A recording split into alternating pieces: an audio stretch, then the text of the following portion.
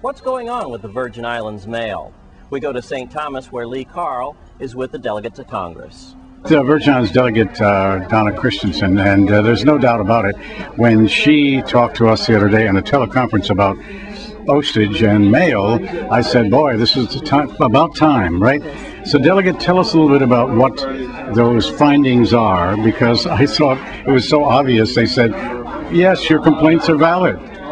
Well, we don't always get validation of our complaints, and we have not gotten validation of our complaints over the last 3 or 4 years that we have been complaining both to the Caribbean District in San Juan and to Washington. So we were very glad that finally someone heard the cries of the people of the Virgin Islands about the poor service that the U.S. Postal Service had been providing for us. And so their findings basically, yes, mail was delayed. I mean, millions of pieces of mail were delayed. As many as 13 million pieces of mail in 2007 were delayed. And they were delayed in every class of service, which we've been trying to tell them forever.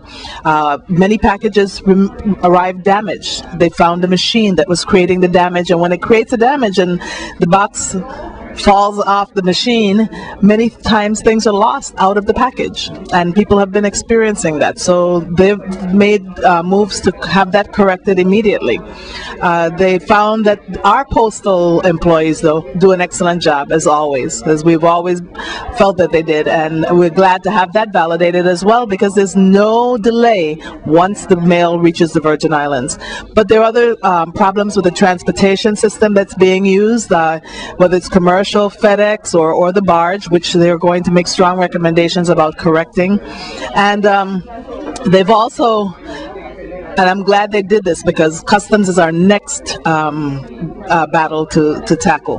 But they noticed how customs seizes the packages and does not let the Postal Service know that they have stopped packages. And so they have made strong recommendations about correcting that, about reconciling the mail at the end of the day, and that the U.S. Customs Service must tell the USPS what they have taken and why, so that they can have that information for the customers who actually come to them. And the last thing, and that I can think of off the top of my head, is the most important one, and that is that they see no reason why mail going from one post office in St. Croix or St. Thomas has to leave to go to Puerto Rico and come back to the island. So they've already made a request to the New York, New Jersey region, which we're under, to have our mail on intra-island mail stay on island and be just transferred from one post office to the other. We made an additional request that they include St. John in the St. Thomas mail district, so that mail going from St. John to St. Thomas does not have to go off island. And so we're pretty pleased. We asked them to take another look at our staffing levels, make sure that we're being equitably staffed compared to Puerto Rico. And we also asked them to make some comments about our facilities. And they've also agreed that in a year they'll review our service once again to see that the improvements have been made. In St. Thomas, aboard the Eurodam at Crown Bay. We have more news after the break. Stay with us. We're checking in with Union Leader Shalima Joseph, and this is your last opportunity to meet the candidates. Let's go there now. All right, here we are with Shalima Joseph once again, Union Leader and Representative, and the last chance to dance with the candidates, senatorial hopefuls for 2008. Big November 4th election with Obama versus McCain. Nationally, that's going to be a historic one.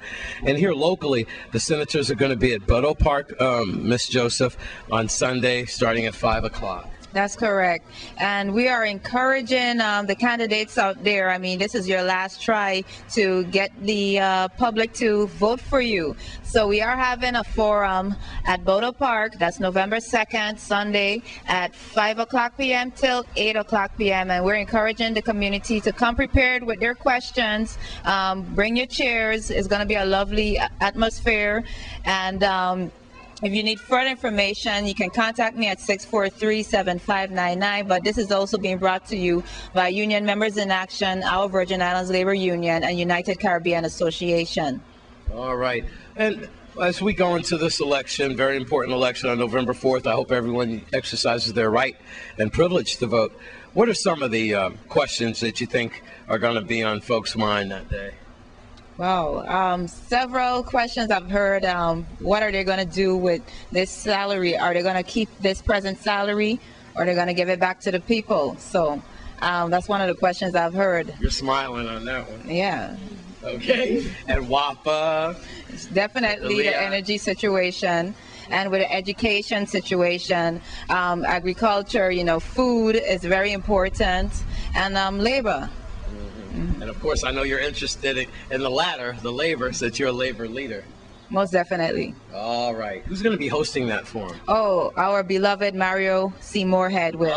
So it's really grassroots, and we're saying this is for the people, by the people. So you need to be November 2nd, Sunday, 5:00 p.m. at Bodo Park.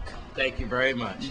Shalima Joseph, Union Leader. Don't forget, the last chance to meet the candidates at Bodo Park Sunday at 5 o'clock, and that should be a real interesting forum with the senators. By the way, I want to say an early Bull and Bread Day to everyone, especially our brothers and sisters out at Grove. And don't forget to check that out, too, as they take their places on their soapboxes.